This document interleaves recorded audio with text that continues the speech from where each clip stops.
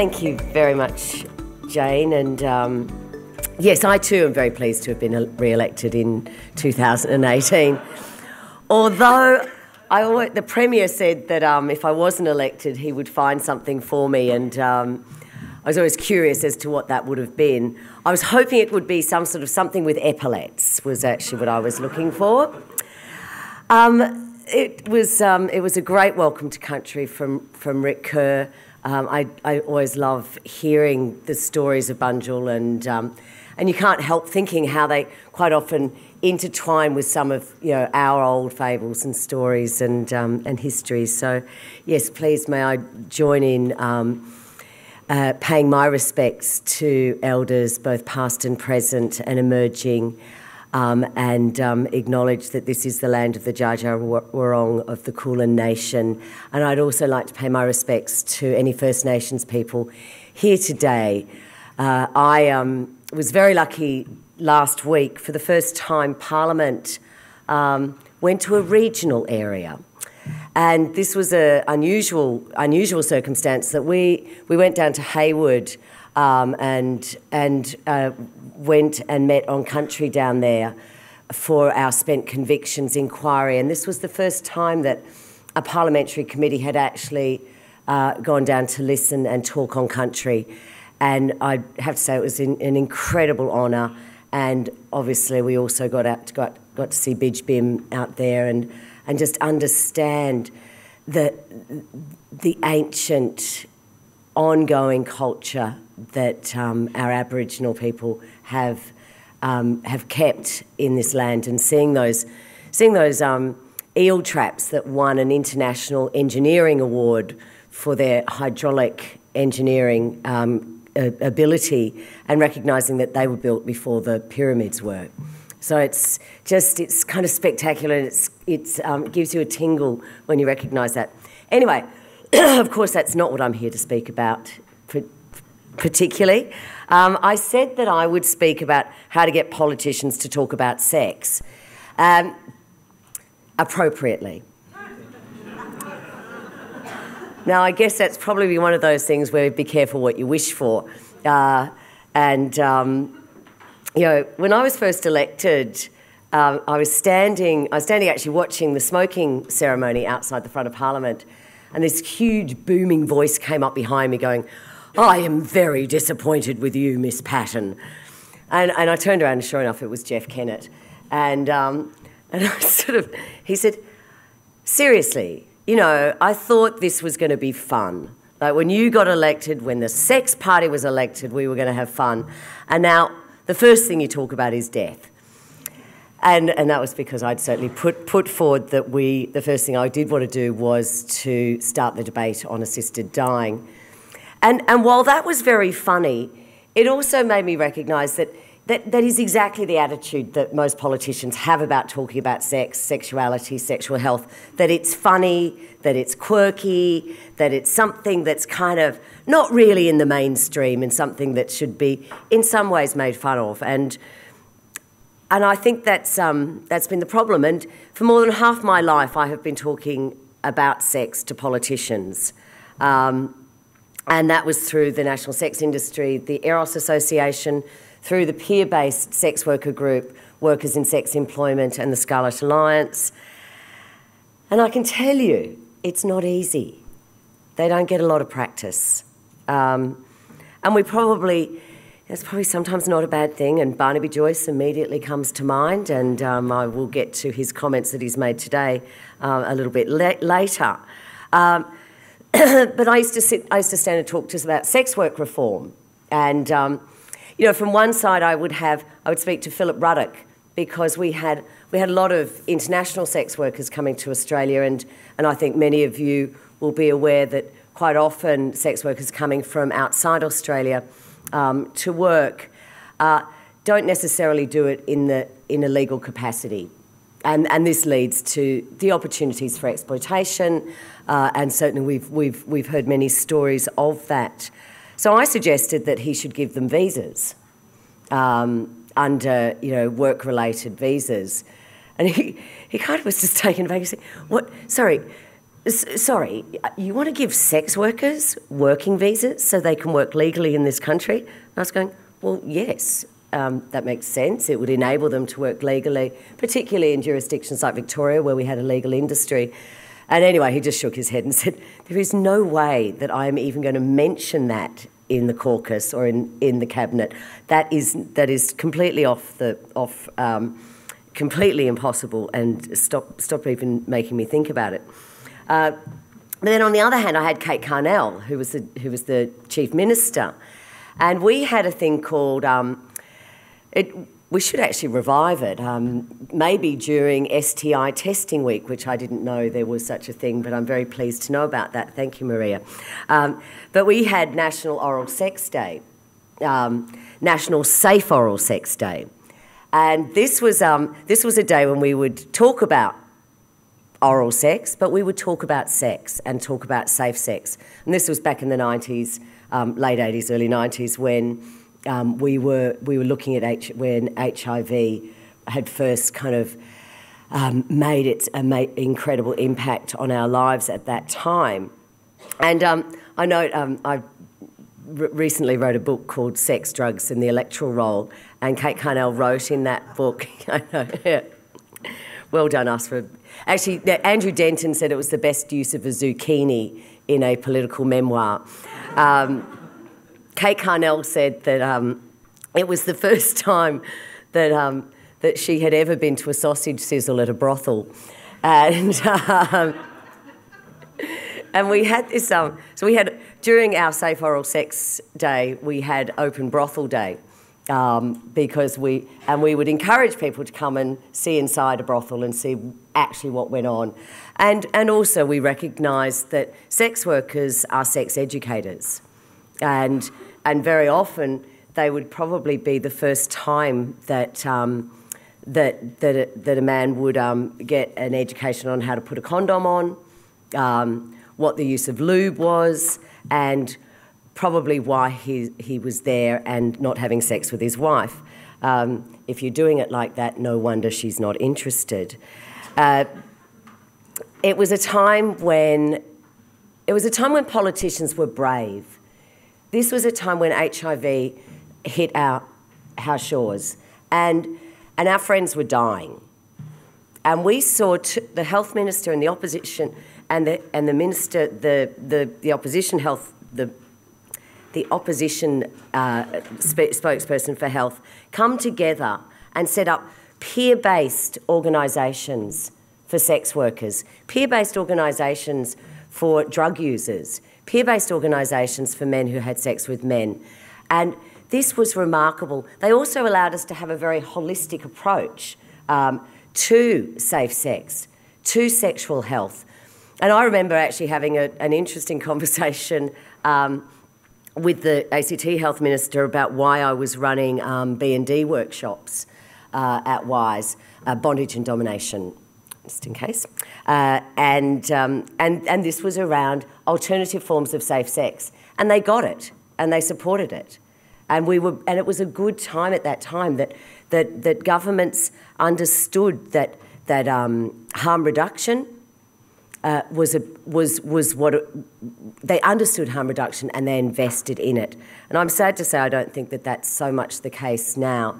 Although I look at things like, I do look at HIV and listening to Maria and just thinking that the fact that we are talking about U equals U, that when your viral load is so low that it is undetectable, that there is no possibility of transmission, that we are talking about 95% of people with HIV being on treatment, that we are talking about zero stigma. These are things that back in the 90s we never thought were possible. Back in the 90s, we didn't even sometimes encourage people to test, because all that testing gave you was discrimination, stigma, and some really bad treatment options. But now that's changed. But talking to politicians at that time about HIV was positive. Talking about censorship and sex with politicians was less positive. I would talk about the fact that, and today, fun fact, a video showing two people having sex is illegal in Victoria. Yes, and if you have a video of two people having sex on your laptop, it is currently an illegal import. And if you came through customs with a video of people having sex on your laptop, you could be arrested. I had a really interesting conversation with a customs official about this and tried to show him the video I had of two people having sex on my laptop. He wasn't interested. He did not want to see it. And he said, I'm sure it's fine. I'm sure it's not illegal. I said, how would you know? And he just turned bright red. And I showed him a cover of a DVD. And I said, what about this one? And he said, oh, that one looks fine. And I said, again, how do you know? And he said, well, you can tell by the cover that this is a nice video. You know. In those days, we also talked about sex and disability. And I remember writing a letter to the Minister for Ageing and Disability saying, really, shouldn't we be funding access to sex workers and sex therapists for people with disabilities? This would seem only fair.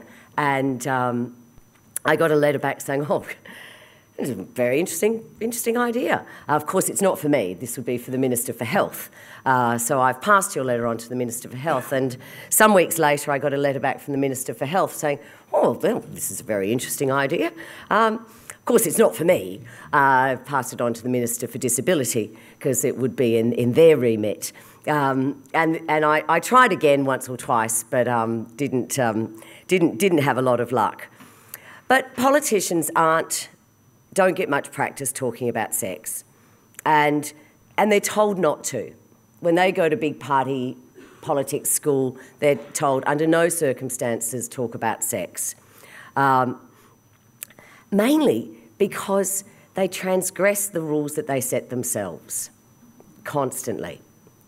And so they don't want to be seen as hypocrites, even though they quite often do see themselves as hypocrites. When they start talking about saying no to sex and saying no to a whole bunch of things, you actually find out that they're being absolute hypocrites. So SexRurality, I'll be able to say that by the end of the day, no doubt. SexRurality. To be completely honest, I've had some great regional sex experiences. I've in regional areas, in the bush. I'm not sure that makes me an expert on SexRurality. But I'm really looking forward to this program, and I think certainly some of the areas that Maria talked about and that you will be speaking about, and things that I speak about very often, is access, stigma, confidentiality. And these are such important issues in sexual health. And I think listening to Maria talking about regional areas and the challenges that people have for accessing services, we talk about this often in all other services, whether that's transport, whether that's occupation, but also doctors, pharmacies. You can't get methadone in a regional area if the chemist closed down, or you have to go to the doctor and there is no doctor, as Maria pointed out. So today, as this is an action conference, and I think talking to Jane and reading about your 2017 conferences, the 15 conferences, you come out with actions and you work at these conferences. It's not just a couple of days of listening. So I thought one of the actions I'd like to encourage you is to talk to your politicians about sex and talk to your politicians about what you are doing. Talk to them about the stories that you are hearing, the issues that are being raised in your local area. I mean, many of you around this room, and I know a number of you, are excellent sexual health communicators. Absolutely fantastic. But you're too busy doing it to talk about it quite often. So you're too busy talking to your clients, you're too busy actually going out there and trying to do the most you can with quite often meagre resources. Now, but your members of parliament should be your advocates. And your members of parliament are going to be debating laws that affect you. and I'll talk about a couple of those in a second. They're also, some of them will be the ones that are writing the cheques for your organisations or advocating for the budget to include money for your organisations. So generally we get into all sorts of trouble when we start talking about sex in Parliament.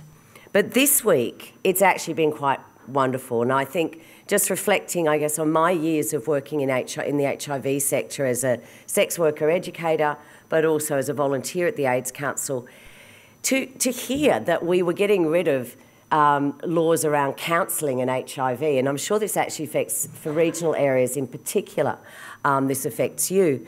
But the fact that that pre- and post-test counselling that was so crucial in the late 80s, because we were quite often telling people that we were giving them a death sentence, is not necessary now. That we have pronto testing, that we have home testing. These were things that were just quite fanciful back in the late 80s. But last week in Parliament we put an amendment to the legislation so that that requirement for that pre- and post-test counselling was no longer legislated. As Maria mentioned, as of very shortly, a separated woman will not need to get permission from her ex-husband to undergo IVF. Who knew she had to anyway? But there's many other areas where we will change, and I'm hoping that also people seeking IVF will in the future not have to undergo a police check. At the moment, if you're seeking IVF, you must undergo a police check and effectively a working with children check. I know many of us who have been pregnant who didn't go do that test before we got pregnant. So it's again, it's what happens when people start talking about, when politicians start talking about sex, I'm afraid. Next week we will be talking about births, deaths and marriages. Now this is about recognising and enabling our trans and gender diverse community to amend their birth certificates so that their birth certificates don't have sex on them at all, or they identify the sex that that person identifies as. We're going to see some ugly debate in this, I'm afraid. We are going to hear a lot about hairy men going through the process of changing their birth certificate so they can harass women in change rooms. Happens all the time. Apparently happens all the time. I'm sure all of you have experienced this. We're seeing the abortion debate in New South Wales, and I know for some of you on the border this will be really important. And I'm sure you heard the news of Barnaby Joyce talking about sex yet again. Again, note to Barnaby, if there's any politician who I don't want talking about sex, it's him. But, you know, this time it's not enough just for him to talk one-on-one about sex or talk to the media. He's actually got robocalls going out encouraging New South Wales MPs to oppose not the abortion bill, of course, because abortion is something that no politician ever wants to talk about, ever. So in New South Wales, it's the Reproductive Health Care Reform Bill. Not abortion. When I put up the Safe Access Zones bill, there was an immediate huddle that as long as abortion wasn't anywhere in the bill, could we not mention abortion? And also, could we do this without opening up the Abortion Act? Because many politicians were still scarred by the abortion debate of 2008. And I think certainly the regional members were particularly scarred. They had red paint thrown on their offices. Working in regional areas, I suppose there seems to be a different level of intimacy in there. So anyway, I apologise for going on about the past. I want to talk to you about what I really want you to do. I want you to talk to our politicians. How many of you know who your local state member is? Excellent. How many of you could name the 5 upper house members that represent your region? Excellent.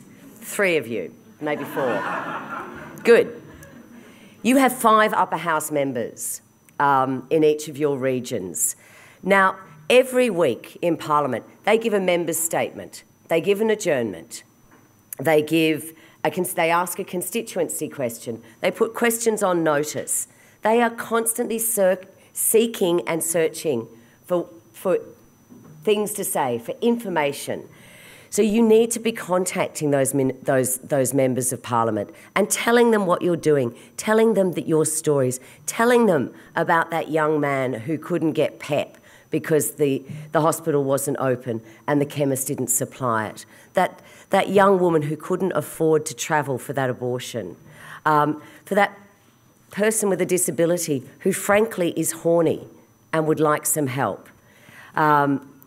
You need to be talking to your politicians, and they will listen and they want to advocate for you. They will also write to the minister on your behalf, but they need to know what you're doing. And this is the thing that I would just encourage you all.